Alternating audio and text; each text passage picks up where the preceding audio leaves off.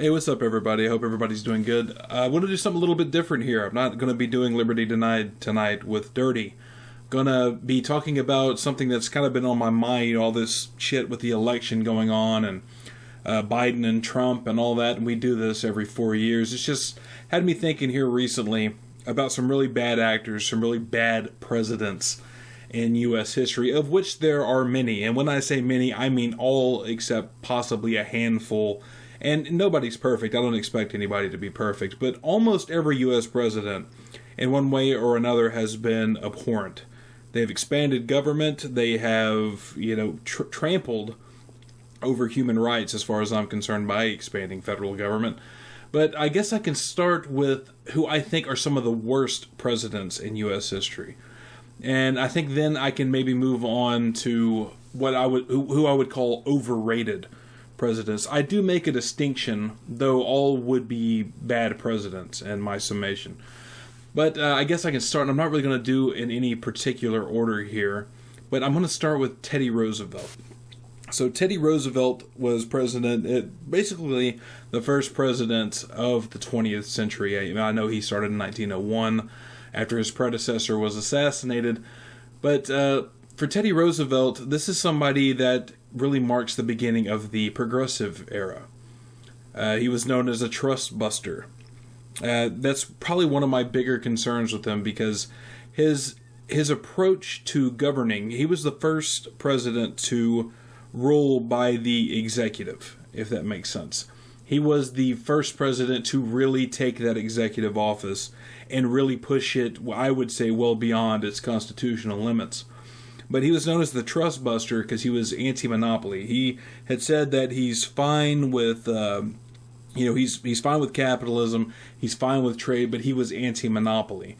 Now, the irony of this is that, and Rothbard, Murray Rothbard does a really good job of pointing out all the specifics of this. At the time, throughout the Gilded Age, all the way up into the 20th century, you never had an instance of a monopoly forming and being able to maintain itself for any length of time without government help. And obviously before Teddy Roosevelt, the government really wasn't even in the business of trying. Now, there's certain things that the government did that would aid or hurt certain businesses, but there was nothing quite like trust busting before Teddy Roosevelt, to my knowledge at least. So the problem with monopolies, as Rothbard rightly points out, is no matter what it was, whether it was the railroads, which were the first big business in America, whether it was the railroads, whether it was oil, whether it was steel, whether it was, you name it. Normally the way that businesses would try to form cartels is that they would come together, all the leaders of that particular industry, and make a deal with each other to basically corner the market. That way all of them could enjoy raking in profits. Now, a lot of people at their very baseline, if you can get them all the way down to everything government should do, most people will tell you that they think a government should exist because monopolies are bad. And we'll get into the irony of that statement here in a bit. But that almost everybody who thinks a government should exist sees that in probably defense as some of the most baseline reasons that you would have a government in the first place. But as Rothbard points out, the irony of that is they never could maintain a monopoly, because those cartels always busted for a couple of reasons. One, once they were able to rig the competition in a sense, and as time goes on, they have a hard time with any changes that happen within the institutions that are gathered together in cartelizing. Any of those changes will affect overall costs and prices.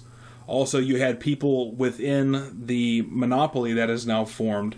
It's not running as efficiently and cheap as it could, which means that outside competition is always a threat, people who are not part of the cartel. Now, granted, when they move in and they try to take some of that business away from the cartel can do one of two things. It really boils down to the cartel can buy them out. Now, some of them can be bought out, but this means that the cartel has to continue to buy out other actors so that they will not compete with their monopoly. This is one reason the monopolies always tend to fail. Another reason is because when the price level becomes higher than the market would normally set, people in the cartels start doing side business. And in doing side business, they'll undercut the cartel itself in order to make money. This is the whole point of these greedy businessmen wanting to make as much money as they can. Well, they found out if they undercut their own cartel, they can make a hell of a lot more. So this is one of the reasons that the cartels and the monopolies, as they're stated, can never actually get anywhere. And they can never maintain their own power and monopoly.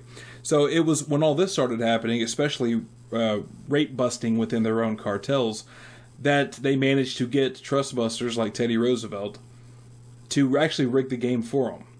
And the way that they would rig the game for them, the way Teddy Roosevelt and politicians would rig the game for them, is by those cartels demanding, for instance, transparency in pricing. Okay, so when everybody's forced to be transparent in their pricing, all in the name of fairness, you see, it's all in the name of fairness. It's only fair that we all have to show our prices. Well, the reason for that is because businesses now will have you legally mandated to let them know how much they need to change or alter what they're doing in order to beat the competition. This is the way government actually has rigged the game in favor of those monopolies. And you have a situation like you have now, where you have massive businesses, where government has grown so much since Teddy Roosevelt, and I got more presidents to get to here, so I need to kind of wrap this monopoly thing up. But this is one of the problems that you get in here, where all this additional regulation, minimum wage hikes, regulation over barriers, creating barriers to entry for new jobs and such. Now, these disproportionately affect small businesses. Why? Because small businesses don't have the resources to compete with giant businesses who can actually afford to keep up with those ever-increasing barriers to entry, like increased minimum wages, like increased regulation, and all sorts of rules based on employment. So that's something that actually helps the monopolies and helps make a big gap between the little guy and the big guy. The government actually makes that a real big problem. And I said I would come back to the problem with people thinking you need the government to oppose monopolies, when government is in fact a monopoly. If you watch this channel, you'll know I mentioned that quite a bit, but government is not only a monopoly, it's a monopoly on all the worst things. Now, no other individual or institution can do what government can. Government, as I've said before, is a contradiction to the moral order of a society, because it has its people and its institution that sits outside of the rules everyone else has to play in. This is another reason the state is a problem and the state needs to go. Now, Teddy Roosevelt was not just a trust buster. He also did things like nationalizing land. I know a lot of people would say nationalizing land, what's wrong with that? Well, what's wrong with that is he literally stole the land from the states. As in, he did not pay a dime for it. The federal government didn't pay anything. He just seized it and said this now belongs to the federal government. Another thing that becomes a problem here, and this can tie back into the monopoly problem, is that now the federal government, when we talk about environmental pollution and we need more regulation over what businesses are allowed to do and pollute on public land, the problem is that the land is public in the first place. See, the problem with federal land is that's where most of the pollution in the country happens, and it's because businesses do not own it. And when a business does not own the land it's on, it has almost no incentive to maintain the land that it's on. Now, compare this with a field or a place where a business can maybe frack or drill oil or harvest the trees for lumber. By the way, this is something else specifically Teddy Roosevelt did, was buying out certain wooded land and giving exclusive rights to use the wood from that land to certain businesses. But just overall, this is what happens. See, when a private business does not own the land that it's using for resources, which the government does, is it just rents out mineral rights, for instance. The private business comes in, tears up the land. They have no incentive to not pollute and to maintain that land because it is not theirs. Whereas if you could privately own the land, you would have every incentive in the world to maintain it and make sure that it can be continually used. Next on my list is another Roosevelt. This is FDR. Now, FDR has a special place of disdain with me because FDR is so highly held. You continually now, today, in 2020 America, keep hearing about Franklin Delano Roosevelt, because he is considered the savior of capitalism, which I could almost vomit saying that out loud. He's considered the person that got America back on track. He looked out for the little guy, similar to Teddy Roosevelt. Yeah, there's a lot of progressives on my list here. But we got to look at exactly what FDR did. FDR, of course, exacerbated the Great Depression. He did not end it. The Great Depression didn't really end until after World War II. He took over in 1933 from Herbert Hoover, another big interventionist, despite what school will tell you. And by the way, if you don't believe me on that, just read Rothbard's America's Great Depression, and that will absolutely shit all over that narrative completely. Robert Murphy has a really good book about that too. But yeah, FDR was a huge interventionist. FDR grossly expanded federal power.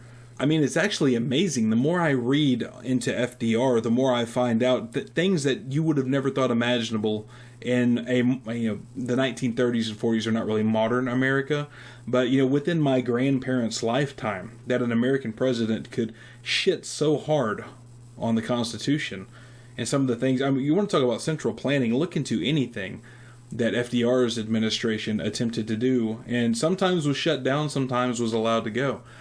For instance, his attempted price controls with the National Recovery Administration. And there are some really crazy stories about even a tailor who was arrested and jailed because he did not go along with the government mandate of price freezing.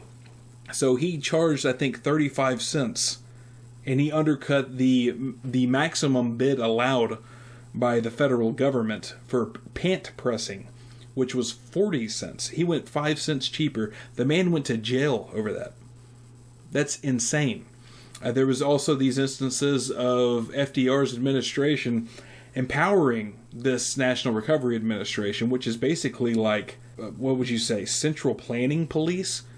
They were actually, while people were starving in the Great Depression, they actually went around and were killing livestock to help keep the prices down so that you wouldn't have inflation. FDR, of course, cut ties with being able to redeem your money, your dollars in gold, which we were still in the gold standard at the time. And of course, for those of you who have seen my How to Have Cheaper Healthcare video, you would know that FDR is the reason we have employer-based healthcare.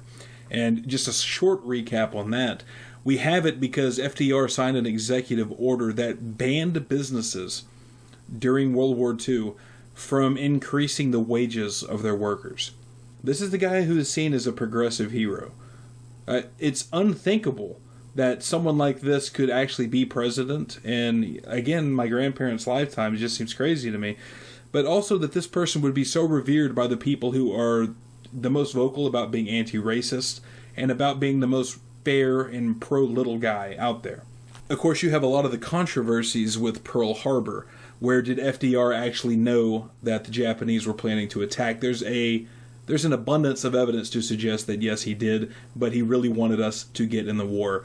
Churchill's own diaries say something similar, that FDR was trying to provoke an attack, I think specifically of Germany.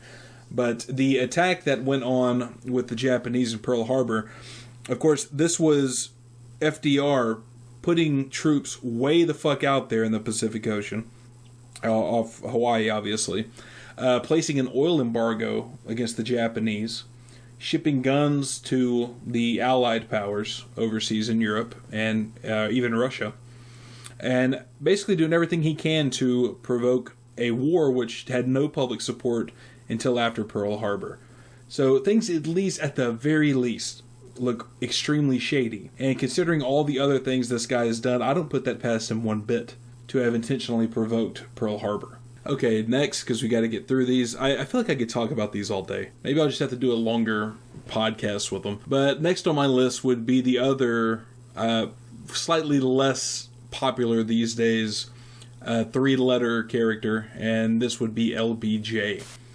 So Lyndon Johnson, of course, assumed the presidency after Lincoln got domed in Dallas, and LBJ gave us Medicare and Medicaid. And I think the biggest issue I have with LBJ has been the war on poverty. The war on poverty has cost trillions of dollars. It's cost trillions of dollars and has actually turned out to be a machine for creating intergenerational poverty in the United States. I mean, the damage that was done from the war on poverty and continues to be done is just staggering. I mean, LBJ was an awful president. Again, not nearly as revered as FDR or even Teddy Roosevelt or the other two I have here on my worst presidents in U.S. history list. But the damage that Lyndon Johnson did with his policies, especially war on poverty, the 65 immigration bill, Medicare, Medicaid, the war on poverty stands on its own as the worst, I would say. You have the Vietnam War, but you also have a really bad situation here that a lot of libertarians like myself disagree with, and it's certain aspects of the Civil Rights Act of 1964. Obviously not involving what government does. I've been saying this for about 5 or 6 years now. It isn't about what government can do. It isn't about government having a right to discriminate. I don't think government can or should if it is going to exist. It should not be allowed to discriminate. But the implications and restrictions placed on private parties where they are not allowed to discriminate, whether it's serving customers or hiring, I think is gross federal overreach. Just in terms of principle. Like whether we agree with it or not, individuals have a right to voluntarily associate with people they want to and to not associate with people they don't want to. I think that is an inalienable right. When we talk about inalienable rights, it is a natural right of voluntarism, and I think they should have that right, and LBJ was part of taking that away from people. Next on the list will probably blow some minds unless you're a libertarian or an ANCAP, and that is Abraham Lincoln. Abraham Lincoln was an abhorrently bad president. This is another one, like FDR, that is held in a very high stature. But the more I read on, the more I am just amazed at the sort of history that we're told about these people. Now, Lincoln, where to start?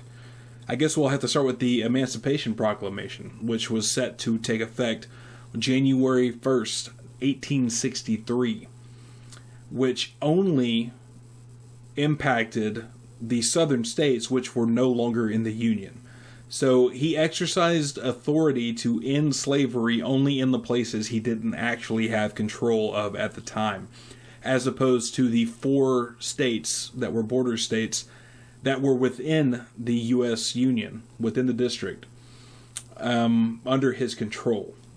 He did not end slavery in Maryland, Missouri, Delaware, or Kentucky, for instance, but yet chose the Emancipation Proclamation in the middle of the Civil War to be his first act to do something about slavery, and of course did it only within territories that he didn't actually at the time have any control over. That's the whole point of the war. His first inauguration in March of 1860, he clearly states he had no ambition to change the laws of slavery. So this idea that Lincoln was the great emancipator is just a flat-out lie if we go off of all the things that he said at the time, his record up until then, his record up until the day he died, which obviously by today almost all these people would be considered, and to at least a large extent rightly so, they would all be considered white nationalists or white supremacists. Lincoln was absolutely no different. He thought that the newly freed slaves towards the end of the war, once he really got on board with the concept of freeing the slaves, that they would not be allowed to live within the United States as free people because the two races could not live side by side. That was part of his thinking, which was pretty much the norm for American presidents, even American presidents up to that point. Obviously, starting the Civil War, where over 600,000 Americans died. That's obviously a horrible thing. Americans killing Americans. And there's some really interesting information about this war, obviously from the beginning, not actually having anything to do with slavery. I know that's a very controversial topic, but that the actual basis for invasion having to do with collecting the tariffs from the southern states. Now, what was interesting is this is a conversation that goes way before Lincoln. It goes back to the Whig Party, and before the Whig Party, which is basically a branch of the Hamiltonians. Now, the Hamiltonians and the Jeffersonians differed in how they saw government. Well, the Federalist types, which is the Hamiltonians, saw, they wanted a big, they wanted a central bank, they wanted a big federal government, they wanted high tariffs, they wanted taxes, relatively high taxes, to fund basically corporate welfare. Well, during Lincoln's administration and even prior administrations through the Whigs, the South was disproportionately affected by the tariffs for their imports because the South was more of an agricultural economy as opposed to the northern states. So the South disproportionately had to pay tariffs that went to corporate welfare for northern harbors and ports, etc. So the idea that tariffs and imposts, as he specifically mentioned in his first inaugural address, being the basis for the Civil War and 600,000 Americans dying, completely changing the balance of federal power up until today. Most of the 20th century and what the progressives could get away with in their presidencies really dials itself back to what Lincoln got away with in the Civil War. There's other atrocities Lincoln committed. He jailed thousands of Northerners, people in the North who were just vocally opposing the war. He suspended habeas corpus, which meant that those people who were jailed could do nothing but rot in jail for the duration of the war. The Supreme Court actually ruled it was unconstitutional for Lincoln to do this because the president did not have that authority under the Constitution, and Lincoln's response was to issue an arrest warrant for Roger Taney, who was the Chief Justice of the Supreme Court. He later ended up turning that down or changing his mind. But this is really scary stuff. Jailing journalists, shutting down newspapers, using the military against the newspapers. Some really tyrannical shit here that you would think you would hear a little bit about in your history class in school, but no, you don't. You just hear that Lincoln was the great emancipator. All right, next up here for worst presidents in U.S. history, gotta go with the D-bag, the king of D-bags, the emperor of D-bags. This is Woodrow Wilson. Woodrow Wilson was extremely horrible. Now, where do we start with Wilson? Okay. Wilson also engaged in some similar acts, as we discussed with Lincoln, doing the Espionage Act, where he, too, fined and jailed people for criticizing his involvement in the First World War.